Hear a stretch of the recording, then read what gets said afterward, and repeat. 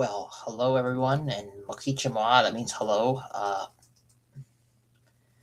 Welcome to the latest live reaction of One Piece chapter 1186. Well, the chapter has just come out just moments ago, and I just happened to catch it right as I have enough time to do a reaction to this, so let's go ahead and get into this since it just came right out. Leaving off with the cliffhanger to the live reaction I just did, we were coming towards Brooks's flashback with his relationship with Ruben, Kendall, and the parents of Princess Shirahoshi, as it was a flashback and a flashback, and then we got left with this pretty intensive him walking into the palace as the Marines and all of them were arriving onto the island of Asperia and finding Shirahoshi standing there having with two wings on her back and a sword, and Ruben laying on the ground, and some big mysterious individual with a big puffing cigar in the background, as it looked like they were Dharma reversied, as Brooke was walking in it with a shocked face. So I'm gonna go ahead and get started. This is officially the One Piece manga chapter 1186, it's being titled One More Time. This has just been translated into English, and the scans are out, so I can go ahead and start reading it. We have a pretty cool cover page of Loki secretly drawing a portrait of Ida, and Ida secretly being happy about it. And this is a pretty nice cover page because we know Loki, in his flashback, he was really close with Ida, even though Ida was not his birth mother, but she raised him as if he was one of her own, and he had a very tight knit relationship with her, and she accepted him, and that's why we know the relationship with Loki and her and why he valued her so much. All right, I'm gonna go ahead and get into the first page here where we left off. And I see Asperia is in complete, and it looks like it's complete chaos. There's the ship surrounding it. I don't know if this is smoke or the smog is still surrounding around. Don't give up.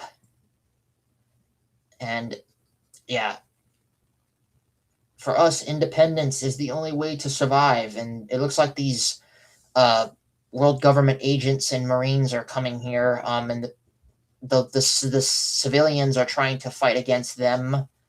Yeah, it's just completely chaotic. And then I see Brooks completely shattered, and it looks like he's just in complete fear.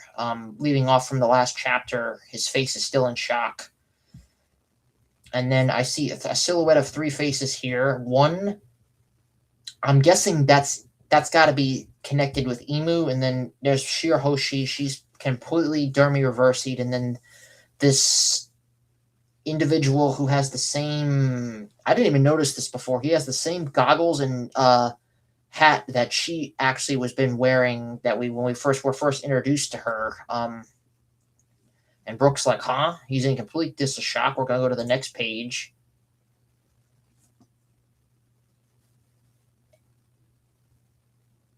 And he's rushing over to the aid of Ruben. He's laying on the ground. She's still standing here. Then this strange individual in the background is just sitting here with puffing his smoke. She's just standing here completely stillless. Someone call a medic. The king is in critical condition, big bro. And then this whatever this shadowy looking being that's floating above them next to the piano here in this room. Big bro, hang in there. You're gonna be okay, right? Big bro. Old man, are you a fan of mine? I'm not that old to be called an old man yet. Big bro. Yeah, I'm still up. We got the flashback from the last chapter of the relationship that him and Brooke had. Well, in that case, I'll call you Big Bro then. All right, I'm going to the next page. Big bro. Yep, that's Emu. I see up. I see him right here in the panel right here. The smoke is forming right here. Damn. Or dang. Didn't I tell you to call for a damn medic over here this instant?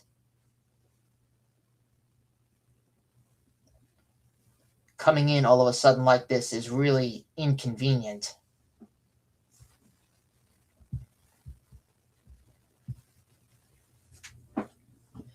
And then Brooke's still standing here. It's just a complete shocking scene. It looks like the flame here is that. Yep, that's Emu. He's completely Domi reversed Shirahoshi. Brooke, that person is already dead.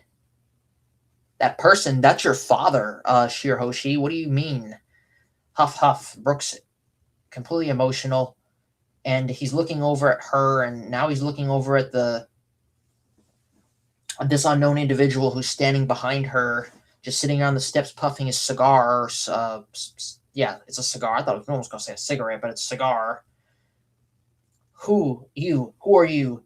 What did you do? What did you make Princess Shirahoshi do? Look here.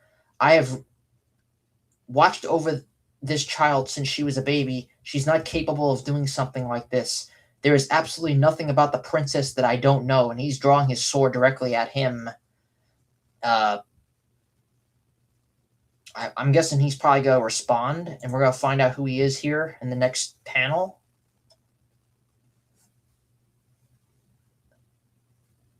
Okay.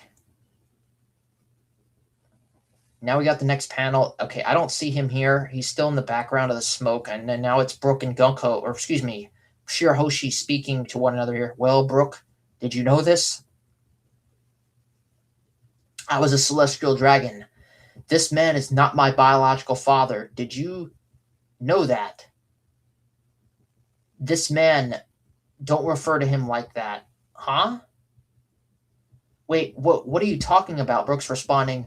You are without a shadow of a doubt the child of King Reuben. Where's your proof? Being a parent and child don't need proof. Yes, it does. It changed my entire way of living. I wasted 16 years of my life when I was supposed to be a celestial dragon. Yeah, okay, this is pretty shocking here. So she's referring to him not being her father, and that she's been a celestial dragon. And Brooke's like, no. Refuse to hand me over. Please don't call him this guy. They demanded 1,000 slaves. No, that's not the case. It's because this guy.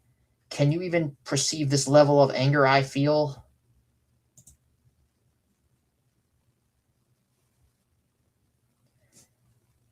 This guy is a worthless king who let his citizens die for nothing. That's why I made him take responsibility. If the king dies, the war will end. If we lose this place, we'll become a lawless zone. It's got nothing to do with me anymore. I remember you among Kendall's attendants. There was an afro-haired brat. You weren't even permitted to approach me. Oh, okay, we're getting an introduction. There's the guy in the background smoking the cigarette. I'm sorry, that's not a cigar, it's a cigarette. Knights of God, Saint Mamar Growl. Oh shoot, this is okay. I was right. I said the last chapter reaction I just did. I wondered if this was perhaps a holy night, because it wasn't no shitteroo of the rain. Even though this guy is dressed up in pretty lavagant clothing that he has similar, the vest and stuff. But no, this is a completely different character that I'm seeing here. Even though he kind of looks similar in his appearance in some couple of ways here, but not completely. So he is a god's knight. I called it the last reaction. I wondered if this guy was a holy knight of some kind. Okay, next chapter. And Brooke's just in complete shock. He's collapsing to the ground. Those eyes.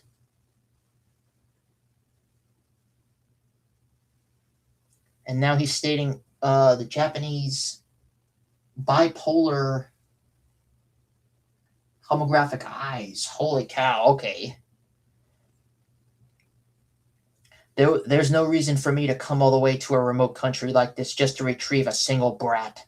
But the bipolar eyes this one possesses, an incredible rare to be born with. The Great One specifically requested it. Through I never awakened them myself. The Great One was we know who that is. That's yeah, it's Emu. But this one, perhaps you're talking too much, Grow.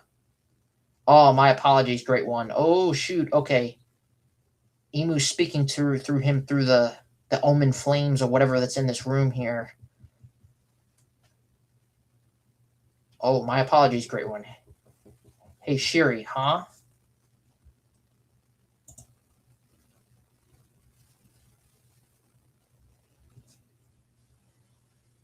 No. Wait a minute. Okay, is she walking towards Brooke? No, wait a minute. This must be a dream, right? I even I even used to change your diapers. I know everything about you, Princess Shirahoshi. How appealing. Crying like that is so pathetic. I want to be protected by stronger people. If that means I can go to the Holy Land, then it doesn't need to be you anymore, does it?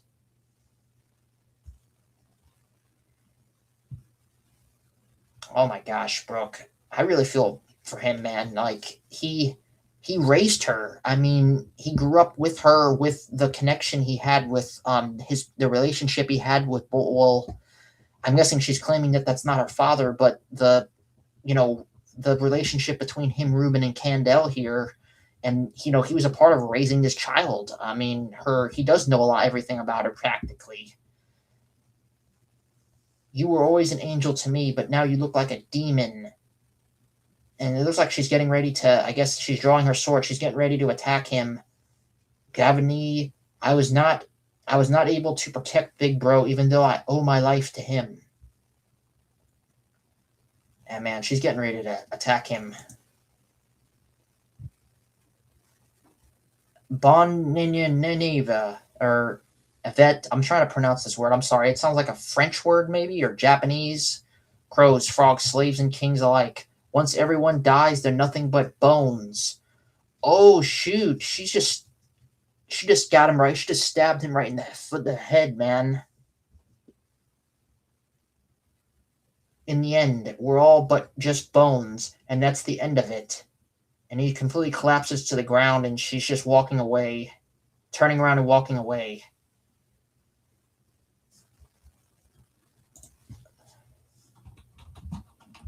Man, I gotta look at this for a second because this panel is like.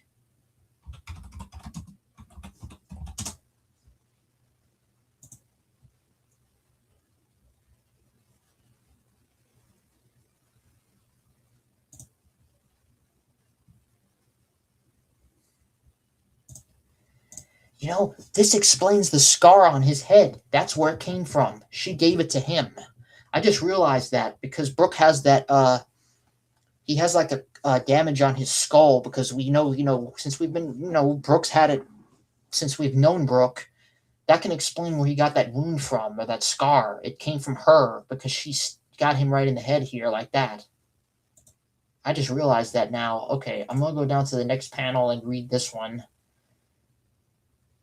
Captain Brooke, he's awake. It's a miracle. Okay, it looks like, okay, so he must have passed out.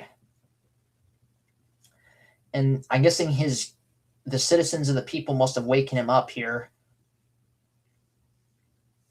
Unbelievable to think someone could survive a sword pierced clean through their head.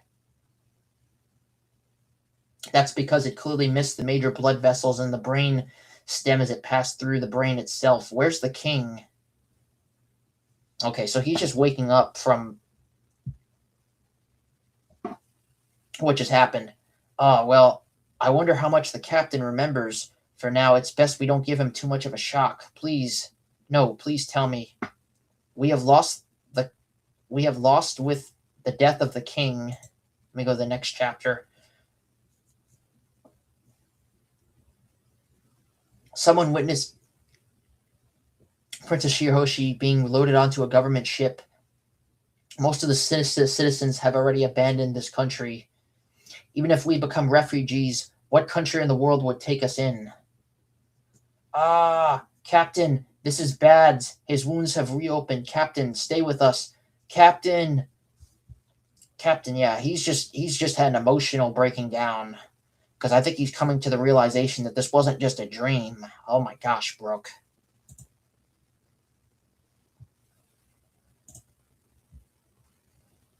Man, I feel really, man. Wow, man, I can really feel for Brooke, man. This is really like,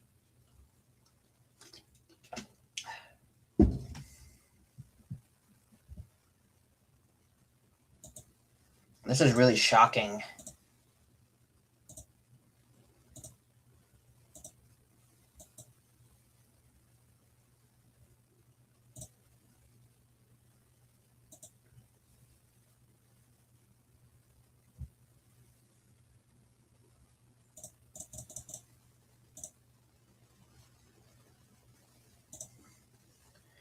Wow.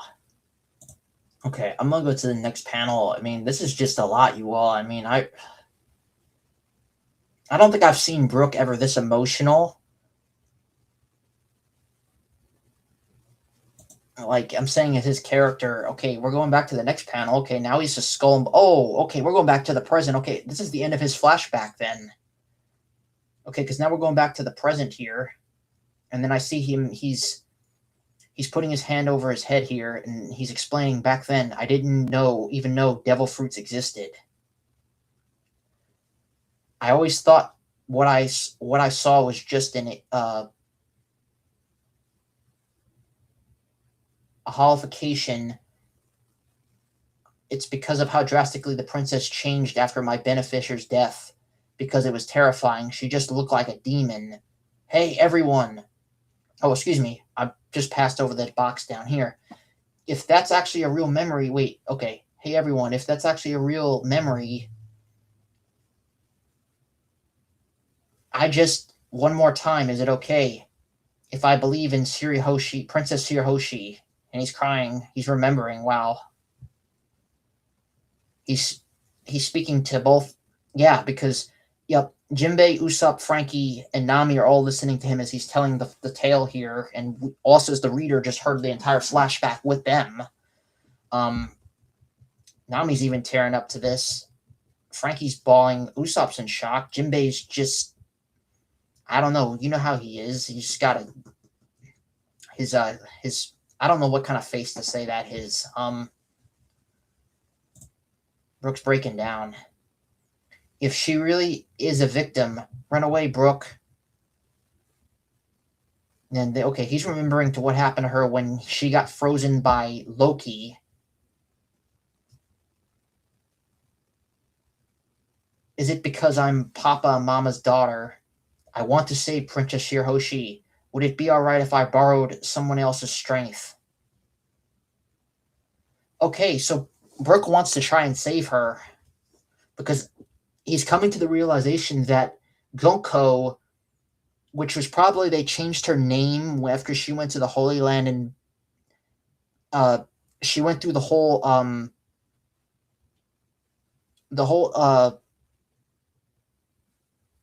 transfer of becoming a holy knight. Emu probably changed her name to Gonko to, I don't know if maybe to cover up her original name. Is her real identity is Princess Shirahoshi, according to from what we know from Brooke and his flashback here. So that makes me wonder that her name got changed after she became a holy knight. And then she took the name of that one that we just read, that introduction of that one character that we have there. That Memorar, I'm trying to remember how it's pronounced, but that character, that one holy knight that we saw smoking the cigarette and just sitting there with no emotion whatsoever. And she took on his name and then took the name Gunko instead of Shirahoshi. Okay, so I'm wondering if we're going to see Brooke actually try and rescue her. I wonder if maybe he has the ability, because his fruit does have ability of It has some strange abilities. I don't think we've only seen so much of it being used in the series. I wonder if maybe he has some kind of way to maybe reverse the contract effect, but I don't know how that would really affect her age because she would be in her 70s and all that from what Brooke has told us in when he very first was speaking before we got into the flashback a couple of chapters back. All right, I'm going to the next page. Okay, Jinbei speaking here. Don't be such a stranger, Brooke. Let's hurry and smash that ice. I wonder if lightning would work. One shot of my radical beam should do it. Looks like explosives wouldn't work. What should I do? Hey, wait, Brooke. Whoa. Yeah, Brooke's running. Okay, Brooke's running over there. And now I'm wondering if, okay, Nami, Jinbei, Frankie are all going to go over there and they're going to try and help get her out of the ice. Okay, it looks like we're going back to since we're back in the present, we're going back over to another part here. Wireless scroll, cafeteria center. Oh, I'm full. That's Luffy. Luffy, okay. Luffy's getting on his feet. I see his foot coming up right here. The boots coming off. His Elbath outfit boots coming off. That Deanness guy is an enemy of Elbath, right? Ha, then. He's my enemy. I'm overflowing with too much power the way I am right now. I don't feel like I could lose to anybody. Yeah, Luffy, you just had about, I don't know, man, you just had several chapters to recover and probably several chapters worth of food, so he's ready to jump back into sprint action. He just bounced up. I wonder if he's going to go straight into Gear 5 and just jump in there right between this conflict, because that's still going on over there between Loki and Emu. And here they are right here in the bottom panel. And Huff, targeting nothing but kids. How cowardly of you, world government. You don't know the reason we're targeting them, shall I tell you? You giants 800 years ago in a race that suffered defeat for the sake of saving children.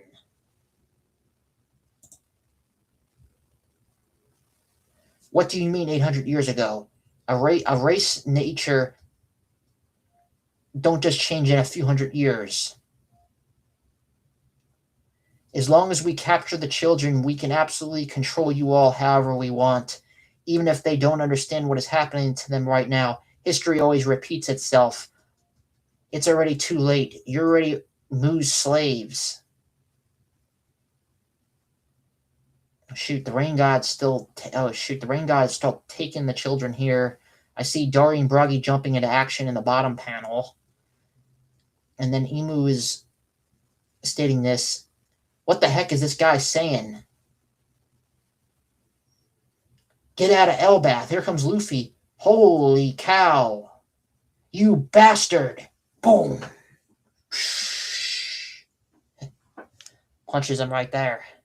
Right in the face. Oh, man. Holy cow. He just freaking sucker punched him right in the face, man. That's like the, hold on. I gotta get it. I gotta play that.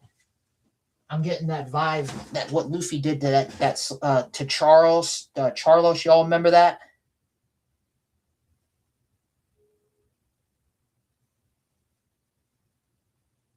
Hold on, we're gonna play it right here.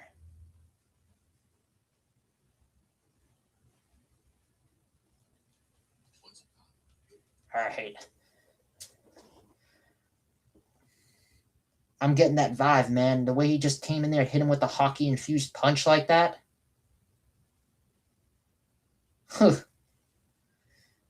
Yeah, Emu deserves that, man. Yeah, man. It's just as great as this was.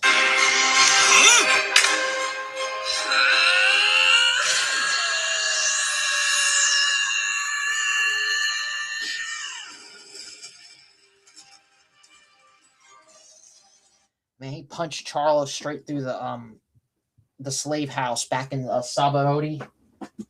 That's the vibe I just got from that, man. I had to play it. Man, he just punched the crap out of him. And is that the end of the chapter? Yeah, that's the end of the chapter. Damn. Dang, man, Luffy just went. Luffy's not even in Gear 5, and he freaking just punched him freaking straight in the face. Oh, man.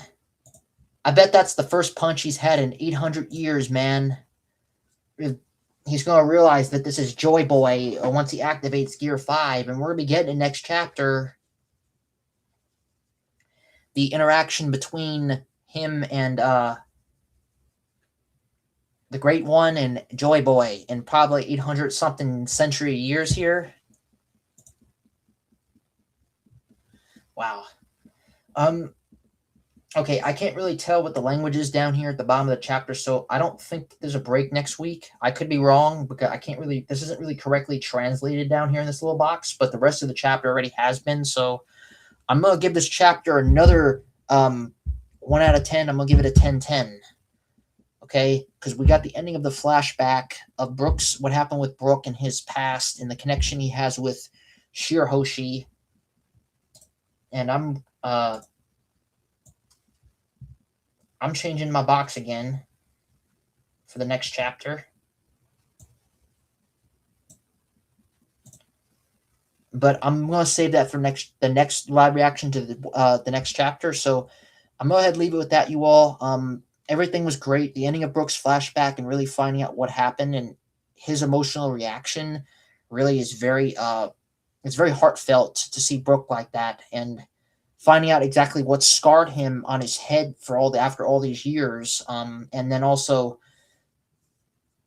Luffy just jumping in there and hitting Emu in the face like this. I mean, that's like that's just gave me the Charles vibe when he hit him, punched him straight through the slave house way back in the Sabaody arc. Wow, what a great chapter! Actually, what a great couple of last chapters we've had. But anyhow, I'm gonna leave it with that, you all. I gotta get going. Remember John 3:16, for God so loved the world, he gave his only begotten Son, whoever should believe him should not perish but have everlasting life. And that salvation is a free gift, and that if you choose to accept and believe it today, you shall be saved. And that is Ephesians chapter 2, verses 8 and 9. And 1 Corinthians chapter 15, verses 1 and 4. If you believe that Jesus Christ was died, buried, and he rose again on the third day for your sins according to the scriptures. So I'm going to go ahead and leave it at that. God bless and take care. And have a great rest of your day and week. And I will see you all in the next chapter next week, in One Piece chapter 1187.